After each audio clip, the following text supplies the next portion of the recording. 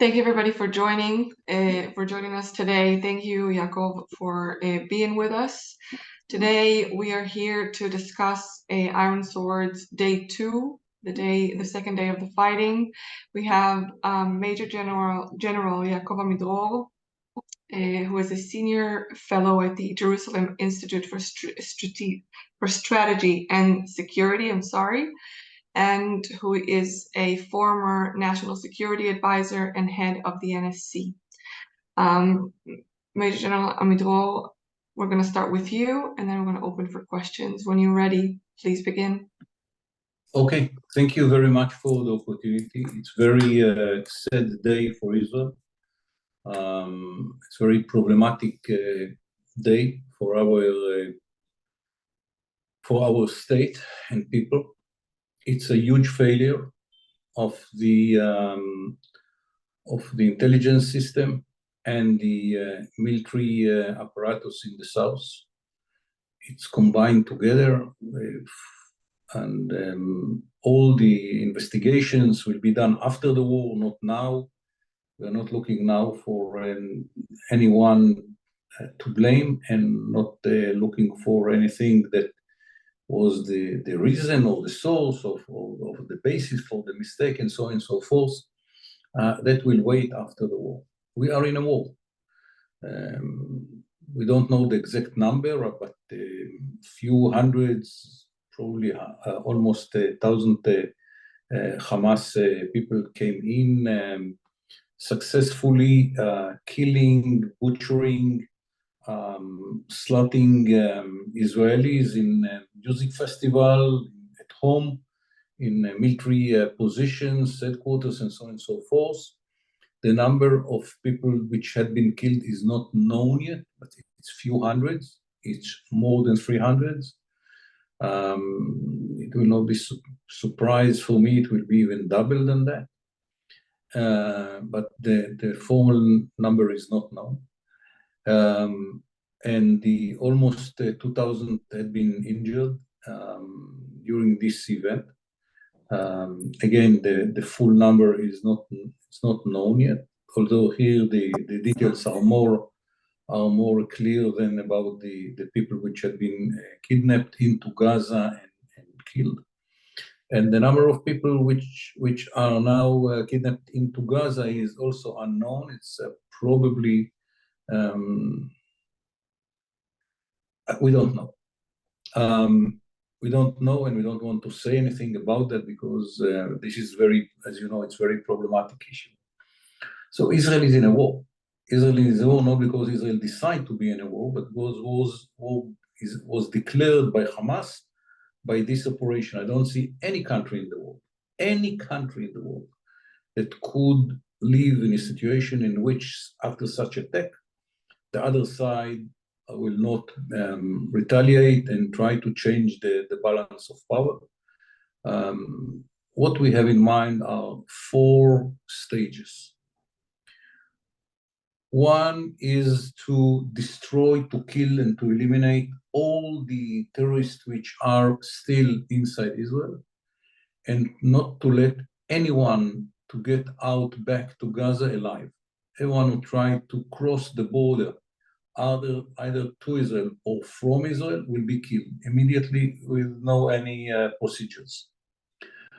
That is almost the end of this stage. We still have some points in which there is fight between terrorists and the IDF, but that I believe will be ended during the day. The second stage we're only in the beginning of. It's the destroying all the targets that we have in the list, and identify those places in which they are preparing operations against us, to thwart them and to kill as many as possible, and to prevent them from launching rockets and missiles into Israel. That was begin. We are after the beginning of this stage. It will take few days at least We have many targets in the prepared list, and we identify them, the new targets during this stage. How long it will take, I don't know exactly. It very much depends on the success in the battlefield and the preparations of the IDF for the third stage. Probably the decision was not taken yet, but probably will be a third stage, and this is to reconquer the Gaza Strip. Of course, this is my assessment about the next stage, because I heard the decision of the cabinet, the decision of the cabinet to destroy all the facilities, the infrastructure, and the ability of the Hamas to operate, means that we will have to go into Gaza to reach these places, to kill the people and to destroy the infrastructure. It cannot be done only by the Air Force or the artillery. It should be done by forces which are coming into Gaza. That needs long preparations, and the preparations are part of the process now. We are bringing more armor capabilities into the area, artillery and so on, whatever is needed for such a big operation. But I have to be very cautious. The decision for a ground operation was not taken yet, but it is well understood for the targets that the cabinet declared as the targets of the war, is that it will be needed at the end and cannot be avoided. Because we have kidnapped Israelis, most of them civilians. I think that, I don't know, it's 90% of them civilians. I think that it will be wise if the government declare that we are not negotiating, we are not stopping till we get all these kidnapped Israelis, as long as it will be needed. And if it will be a year, it will be a year during which we will bomb and bomb again and bomb again and again the Gaza Strip, every target that we will have. Israel cannot negotiate about it.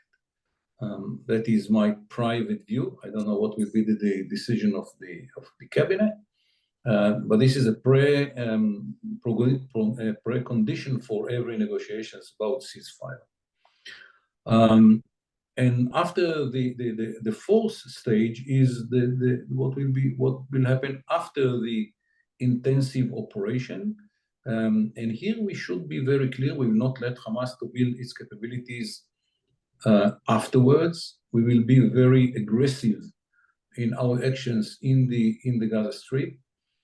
And you have to understand the meaning of such a long war, after suffering few hundreds casualties killed and almost 2,000 Israelis injured in a terrorist action. More than 100 young people had been slaughtered by the Hamas during a music festival not far from the border. None of them was an active soldier. Many women, many children in their houses, in their homes.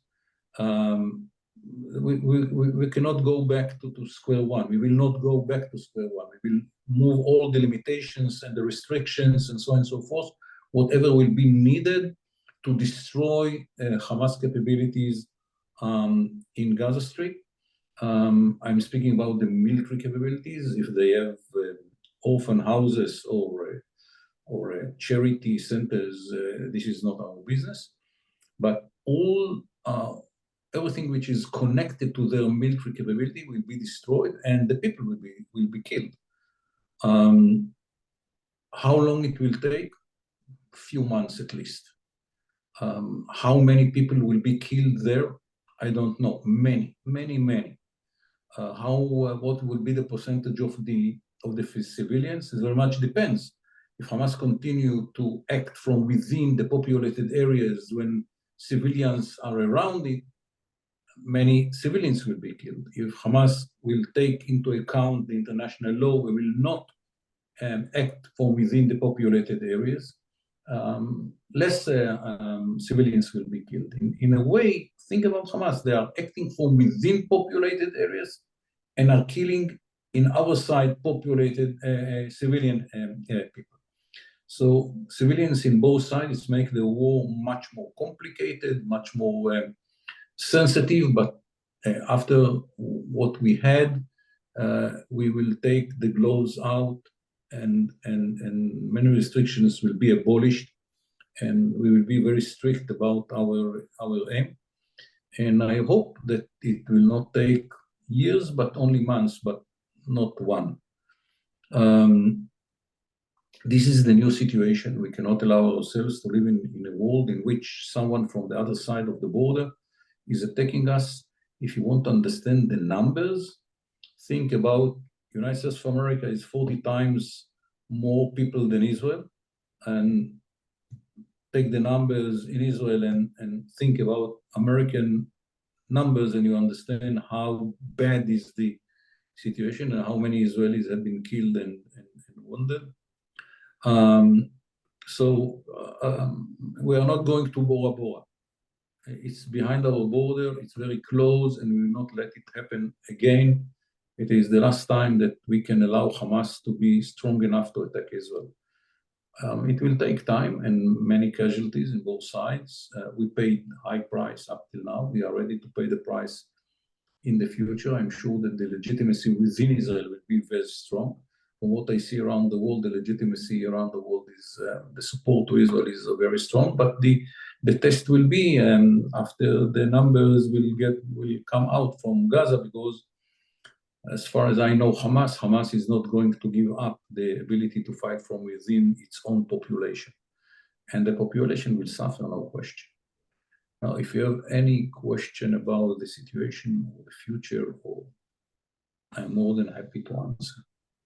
Thank you very much. You mentioned we're going to open for questions, of course, right now, but I'm going to start it off with, you mentioned the international support that Israel seems to have at this point. But what happens when things change? What happens when the pictures from Gaza start flooding out?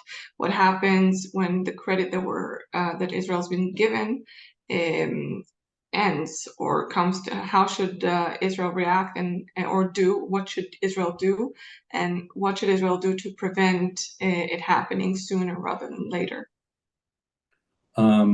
First, there are two kinds of reaction. One is the reaction of the axis of the terrorist countries, Iran, Hezbollah, and so on and so forth. Here we are preparing our military capabilities.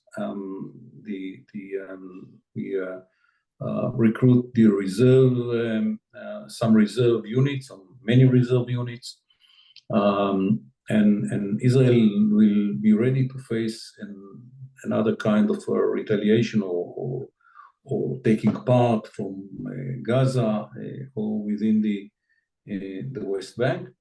Up till now, we don't see many signs for that, but we learn our lesson, and maybe we don't have enough intelligence, and it will come. We are preparing ourselves.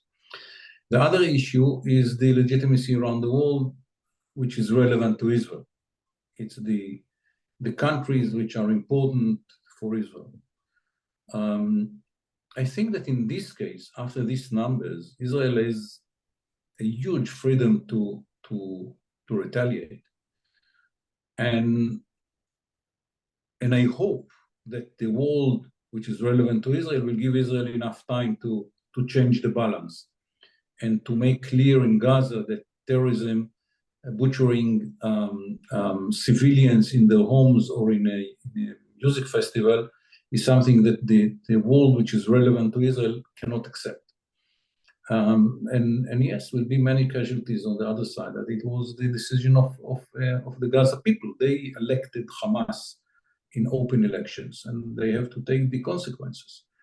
I hope that the Israeli government will be strong enough not to take the pressure from friends outside the world when they begin to preach us that it is too much, because nothing is too much in this case.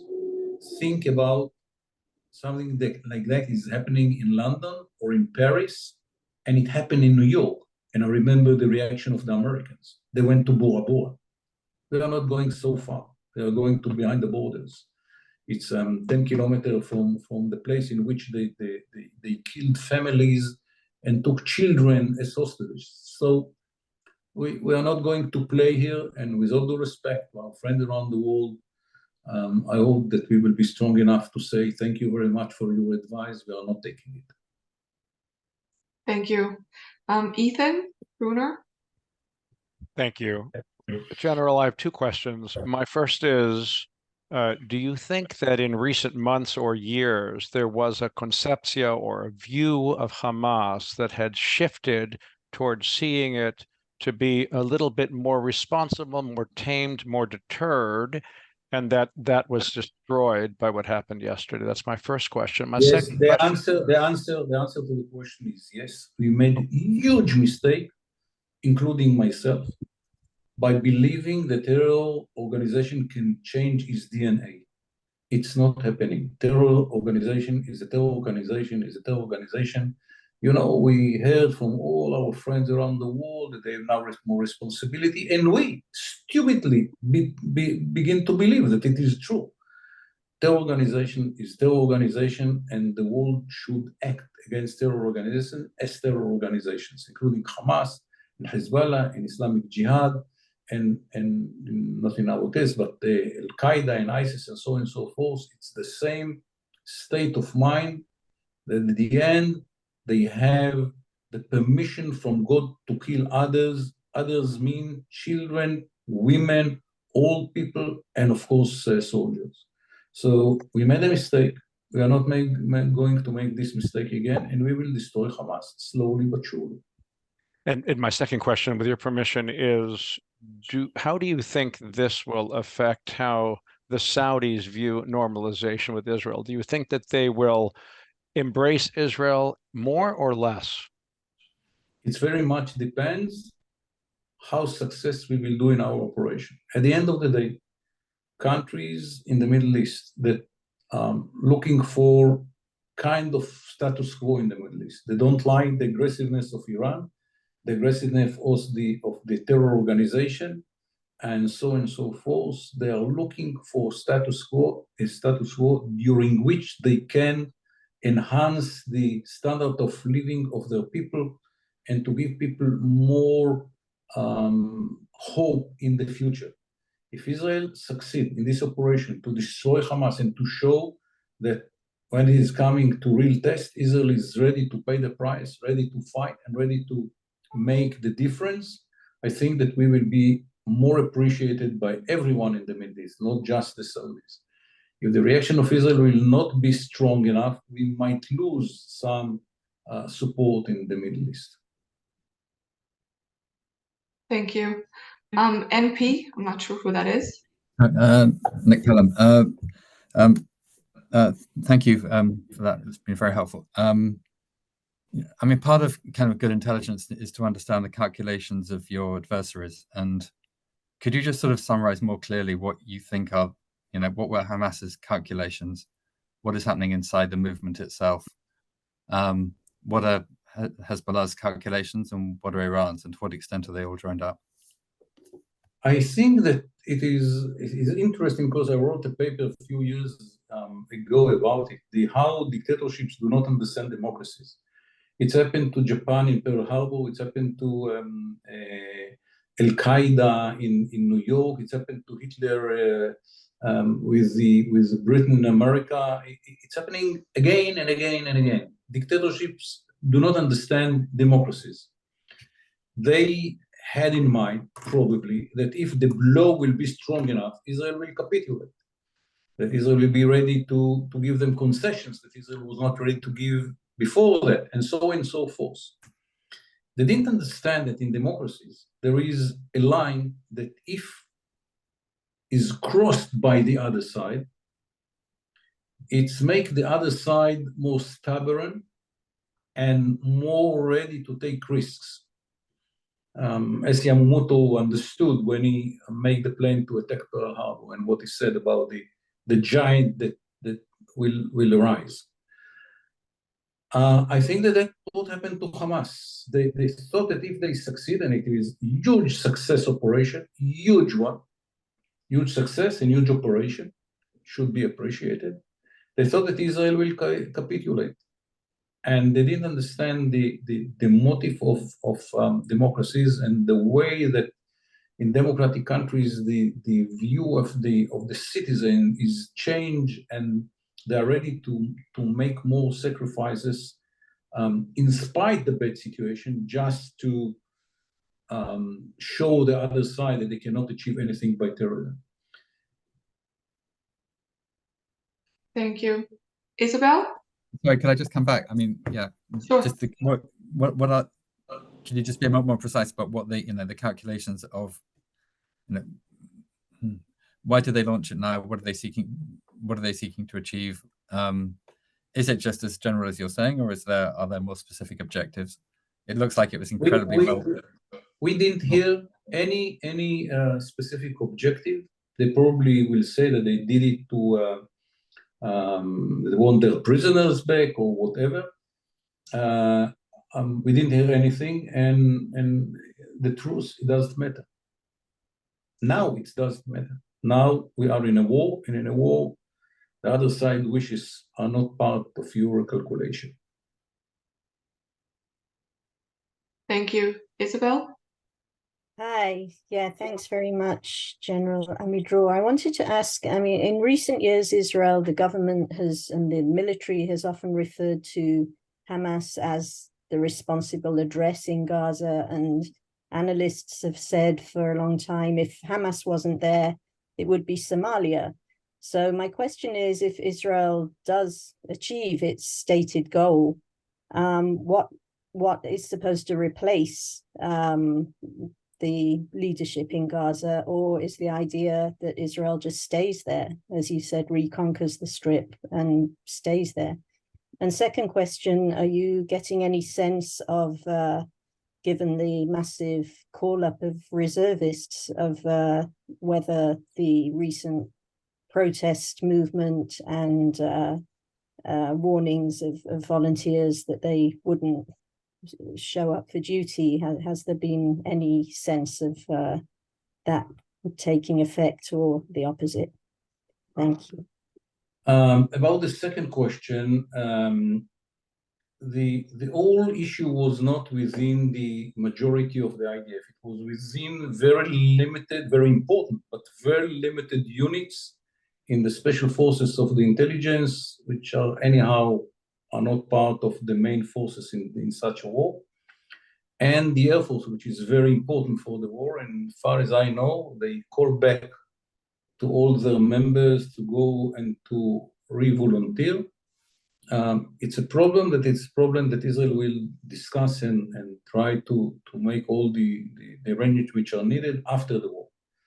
The war itself in Gaza, it's not one that all these voices in the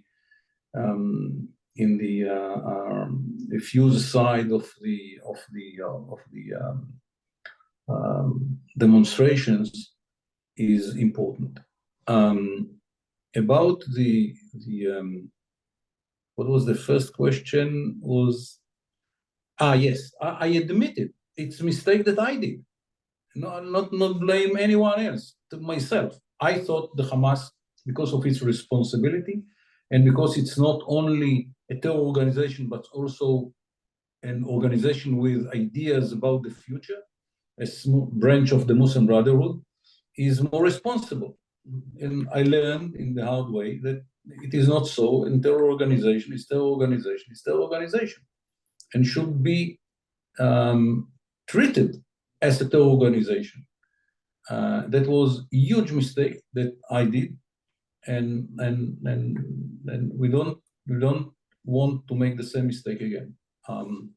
All these organizations, and I mentioned Hezbollah, Islamic Jihad, Hamas, ISIS, Qaeda, are the same DNA, terror organization with differences, but terror organizations, and should be treated as terror organization, meaning that should be killed and destroyed.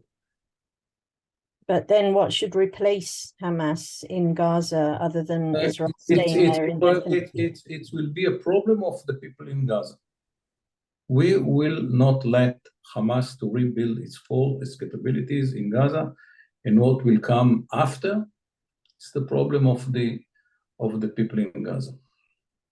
We are not there anymore. There is not, no kibush. No, we are not conquering Gaza. No Israeli is in Gaza. It's the problem of the people of Gaza. They will have to make the choice. Thank you. All these questions, assuming that the other side, that the Palestinians do not have any responsibility. It's this organization, it's Israel, it's whatever. No, there are 2 million people in Gaza and they have a responsibility. And if they want to live in destroyed areas like Somalia, old Somalia, not the present Somalia, old Somalia, it's their decision. They have to get rid of Hamas. If they don't want to live if they want to live in this situation, they can continue. Hamas is a good solution for living in old Somalia. Thank you. Jonah? Yeah, my question is, General Amidror, do you see a broader regional connection to Hamas's action? People have been talking about Iran perhaps being involved ideologically or even practically in the preparations for this kind of operation?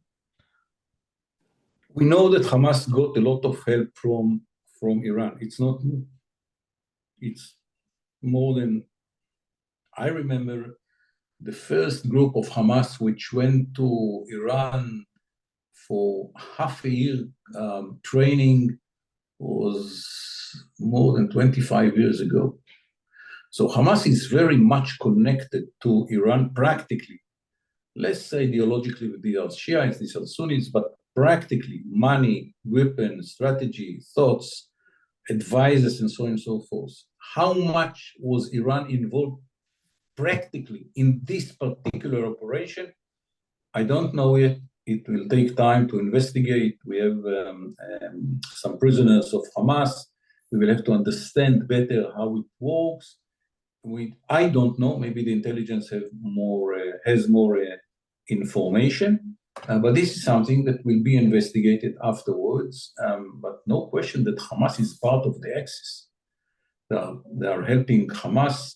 That Iran is part of the Axis. They are helping Hamas. They are helping Islamic Jihad. Islamic Jihad is an organization which was built by Iranians, initiated by Iran, not Hamas, and Hezbollah, of course. Let's see what will happen in other battlefield, and we will investigate. This question is very important, very intelligent, and very important for us. Thank you. Sharon? Sharonitza? Yeah, hi. Thank you. I have two questions. One is about the possibility of a multi-arena campaign developing also in the north. What do you think about that? Yes, we think about it. We think about it. We deployed forces to the north. We understand that might be a grand plan done by someone, or that it will be deteriorated by the events. We don't know. We are taking it into account. We don't know if it will happen or not. And the second question is about, well, if you can develop further about the issue of kidnapped, because it feels that in the Israeli, as you yourself didn't address it too much, and it's not addressed even in the Israeli press, of course, for, actually want to understand from you why, because the feeling is that why the issue is not addressed too much. Because we are in a war. When you are in a war, the kidnapping is part of the whole issues of the war. It's not the issue. And thank God that it is not in the press too much. We have to concentrate in the war. Okay, but when you talk about the fact that you see a very long campaign and bombing, and in your opinion there is no negotiation until the kidnapped are released, So you take into consideration the possibility that Israel will actually bomb also the kidnapped. If we don't know where, if we know where they are, we don't bomb this point. If we don't know where they are, they cannot be the shield of Hamas, with all due respect to people expectations. The kidnappers. The meaning is that Israel is bombing according to the military needs. If we know about somewhere in which they are hiding the kidnapped Israelis, we will not bomb this place. All the other places, all the other areas of the Gaza Strip are legitimate targets. There is any scenario that the army is organizing itself to liberate the kidnapped? I don't know. Yeah, with all due respect, I don't sitting near the intelligence guys who are collecting the information, and I'm sure that if they have a specific place, they will do whatever is needed to release them. Thank you. Noga? Sorry, I was trying to unmute myself. Thank you very much, General Amidror. I appreciate especially your candidness speaking to us about your assessment of Hamas, because obviously it's not just your assessment, and we have not heard from any politician who shared your assessment, such a review. I want to ask you, in the governments in which you sat and that you advised, basically a decision was made that Hamas could be trusted as a reliable partner to a certain extent, but that the Palestinian Authority would be viewed as some sort of an enemy, not as a partner. And I want to ask you if you believe... With all due respect, it's not true. No decision like that was taken about the Palestinian Authority. Never. Okay. There are some voices within the government that politically believe that this is a mistake to support the Palestinian Authority. It's not the decision of the cabinet. It's not the attitude of the cabinet. And as far as I know, the relations between Israel and the Palestinian authorities are not deteriorating. My question is, do you believe that the current situation Israel is in also demands of us a reassessment of the Israeli attitude towards the Palestinian Authority as the governing body for Palestinians?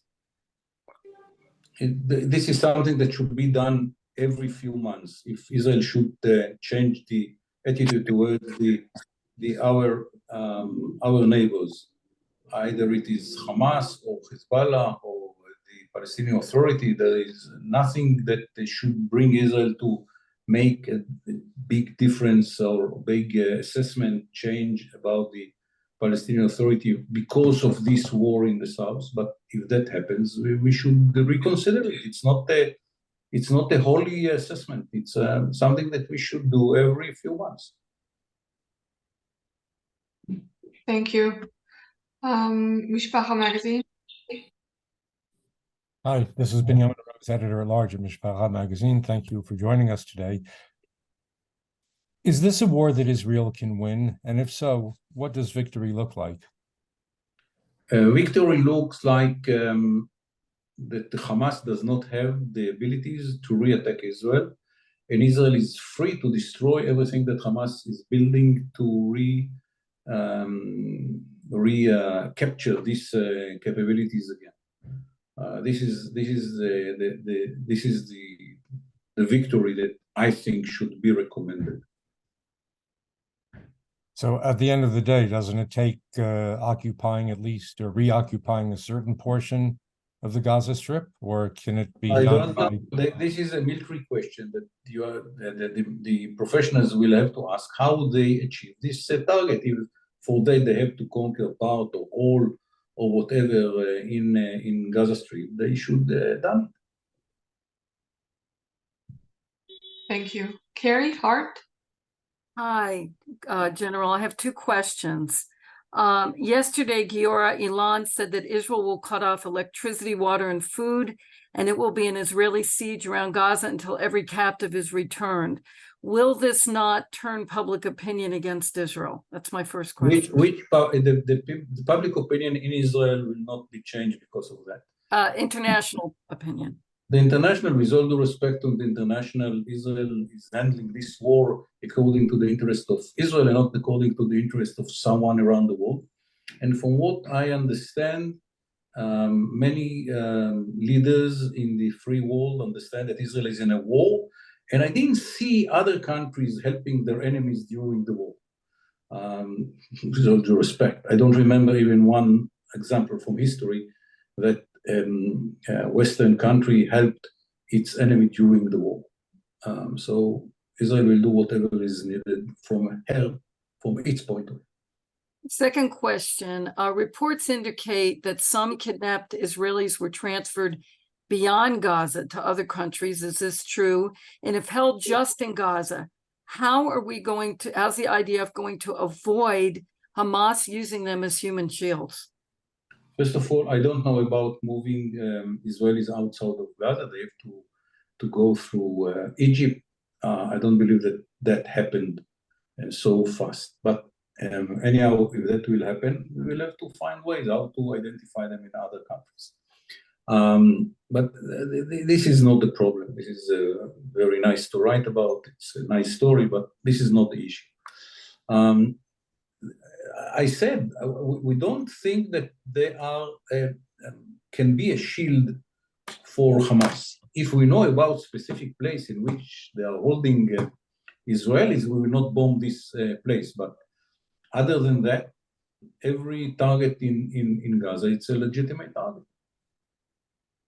Thank you. Thank you. James Shutter, JS.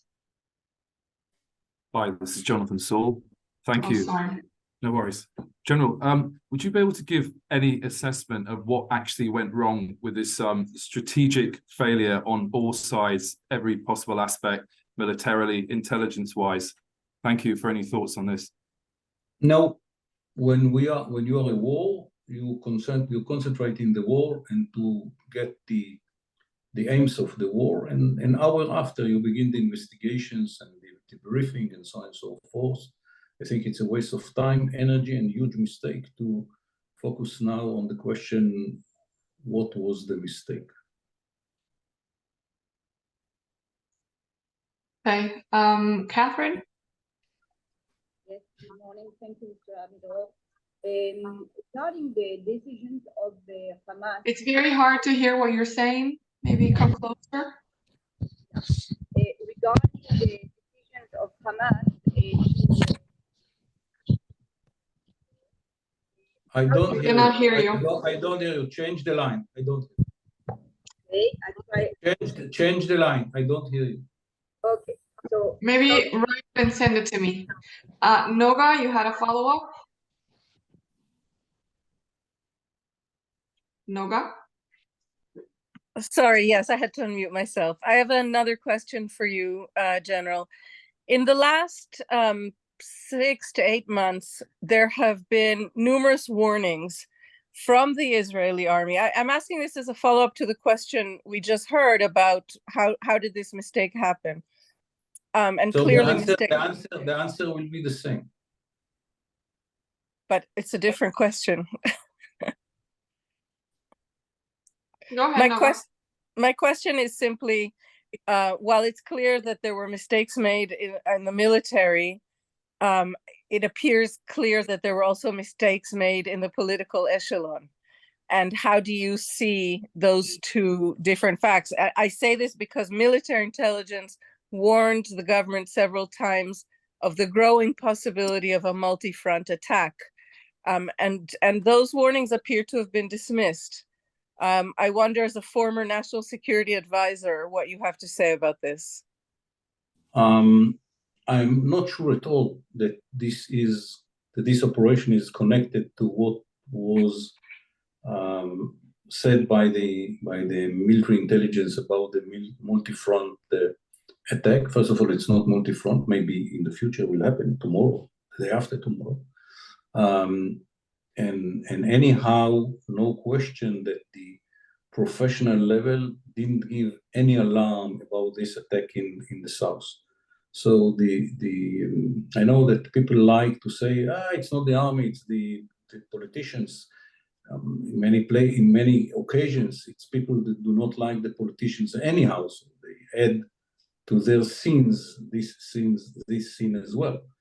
But I think that in this case, to be honest, and I'm part of the professional guys, not the politicians, I think that it would be honest to say that it was a professional failure, and then we will have to see if there was any connection to other ideas that were in the air during the last year. Catherine, do you want to try one more time? Oh, you just sent it. Okay. One second, we have to please. finish because I have another. Yeah, one last question. Yaakov, is that okay with you? Yes. Hamas was not deeply involved in the last events of violence between Israel and Gaza. Why did they decide now to launch a war? Do you think it's partially an answer to the talks of normalization with Saudi Arabia? I heard this claim from Americans, and I must say that the answer is probably maybe, but I don't know. I cannot confirm it. I don't have any evidence. It's logic, because it's the interest of the Palestinians to show that they are part of the problems that should be solved. But I'm not sure that in this case of Hamas, this is the issue. I think that when Israel and Saudi Arabia are going under the umbrella of Americans to any kind of normalization, butchering women, children, old people, killing 100 people in a music festival is not a good recipe to achieve any support either from the Americans or the Saudis or the Israelis. Even according to the law of the desert, you don't kill families and 100 people in festival when you want to gain some support. So if they did it, I think that they did make a huge mistake. If this is connected or not, I don't know. Thank you very much. We're going to end this here. Thank you, Yaakov, Major General Yaakov Amidror, for taking the time to speak to us. Thank you, journalists, for joining. A recording of the conference will be sent to you in a follow-up email. Stay safe. Thank you, Have a good day. Thank you very much.